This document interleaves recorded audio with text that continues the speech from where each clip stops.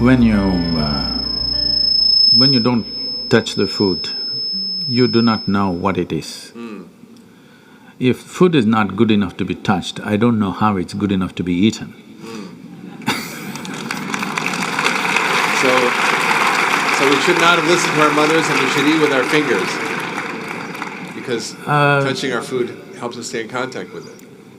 You can… the cleanliness of your hands is entirely in your hands. The cleanliness of the fork is not entirely in your hands. This is true.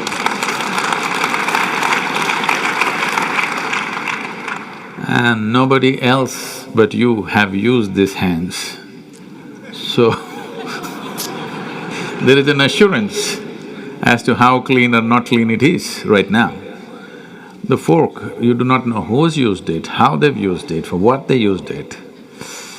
And all they have to do is wipe it with a tissue and give it to you and it looks pretty clean.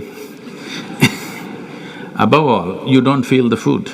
The first thing that's been taught to us is, if food appears in front of you, to hold your hands upon the food for a few moments, just to feel how the food is. If something appears on my plate, if I just feel this, I know what to eat and what not to eat, what I should not eat. I don't taste it and then reject it, I just don't eat.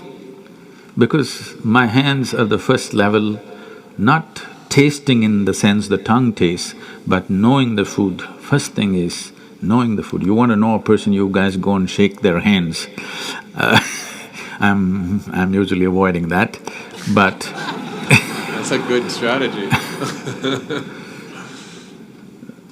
But the food that's going to become a part of you, first thing is your hands. Even if you physically don't touch it, just being conscious and being there, it clearly tells you how the food will behave within you. Whether this particular food on this particular day, should it go into you or not, because every day your body is not the same thing. Every day, every moment it's different. If you feel the food, you just know whether this food has to go into you on this day or not. If that much awareness is brought in, we don't have to go on telling people what they should eat.